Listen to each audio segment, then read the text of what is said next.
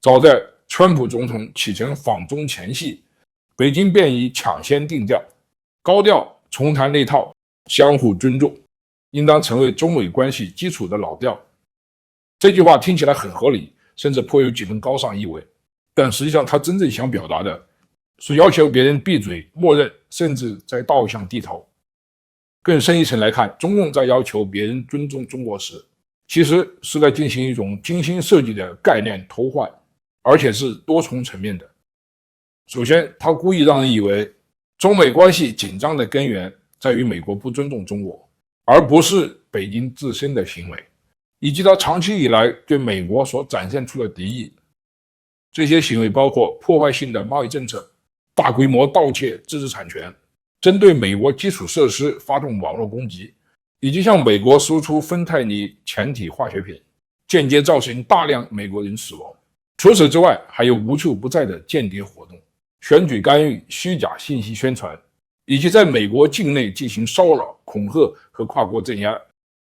同时，中共还持续扶植世界上一些最反美的政权，这一切都建立在对美国政治制度的意识形态敌视之上，也是他试图长期取代美国全球领导地位战略的一部分。所以，中共口中的相互尊重其实一点都不相互。其次，中共总是刻意把自己等同于中国和中国人民，仿佛批评中共就等于敌视中国。但问题是，中共并不等于中国。中共既没有真正的政治合法性，也没有文化上的正统性，它本质上是一种外来强加的意识形态和政治系统，一种源于西方的激进共产主义思想，被强行套在中国社会之上。它不仅试图消灭中国原有的文化传统与精神根基，还通过制度化洗脑，把马克思列宁主义、社会主义和所谓的无产阶级专政变成官方信仰。第三，中共还经常把自己包装成美国霸权主义的受害者，借用中国近代100年国耻的历史记忆，向世界索取同情与服从。但事实上，对中国造成最大羞辱和伤害的，并不是外国列强，而恰恰是中共自己。真正让中国陷入最深重灾难的，不是1840年的鸦片战争以来的那段历史，而是自1921年中共在上海由共产国际代理人建立以来的这100多年。有意思的是，西方很多领导人，尤其是那些对北京最友善的人，其实长期以来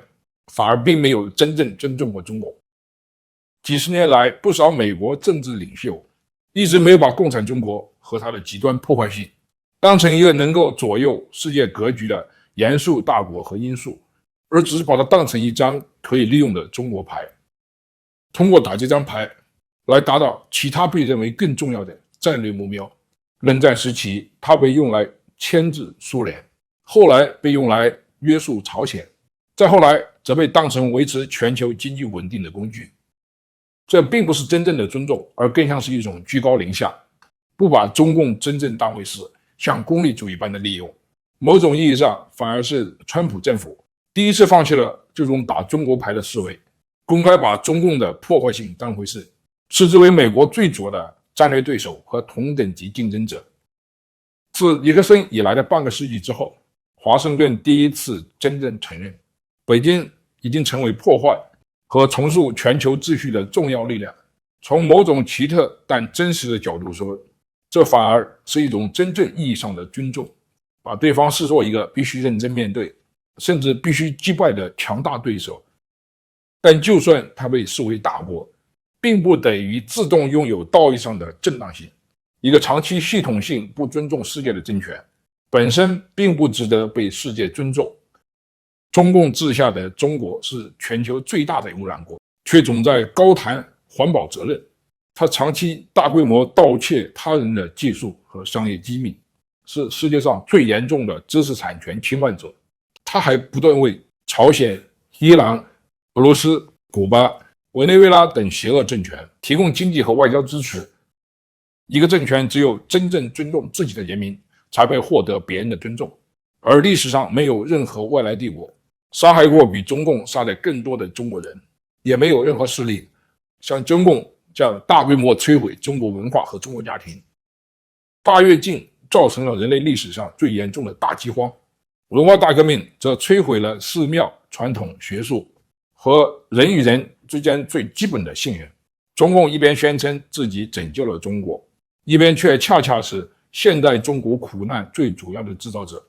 1949年之后，至少有7000万人在共产统治下丧生，而且还不包括计划生育政策下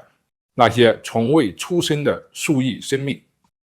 直到今天，中共依然在建立成为全球最先进的高科技监控国家，对少数民族实施迫害，审查言论，打压异议，监禁记者，迫害宗教人士，并将自由表达视为犯罪。一个如此惧怕真相，有如此残酷对待本国人民的政府，根本没有资格向世界谈论和索取什么尊重。中共对周边国家同样谈不上尊重，他威胁台湾对韩国进行经济施压，在中印边境制造冲突，在南海霸凌菲律宾，对越南进行胁迫，并不断挑衅日本。任何公开批评北京的国家，往往都会遭到报复。自建政以来，中共发动或制造的战争与地区冲突，比战后亚洲任何一个政府都更多。如今，他掌控着全球规模最大的军事力量，而这支军队则隶属于世界最大的马克思列宁主义政党，其领导人所鼓吹的中国梦，本质上也是一种中国主导全球秩序的宏大野心。中共那套掠夺性的经济体系同样谈不上值得尊重。他通过巨额政府补贴、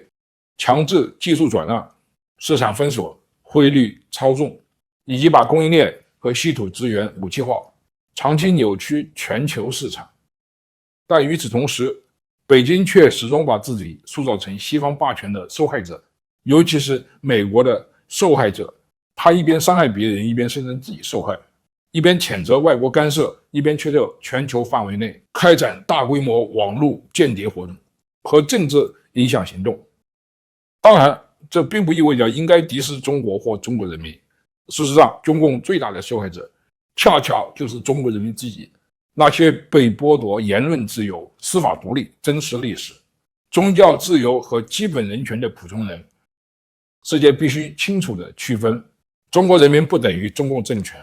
真正尊重中共的方式，并不是讨好他，迎合他那些刻意制造的受害者叙事，而是迫使他真正表现的值得被尊重。民主国家应该公开直面中共领导人，直接戳穿虚假叙事，并且不再听信空洞口号，而是用实际行动去验证每一个承诺。世界也应该坚定站在那些被北京霸凌、压制和晋升的人一边，无论是周边国家还是中国人民自己。没有真相就不会有信任，没有互惠也不会有真正的尊重。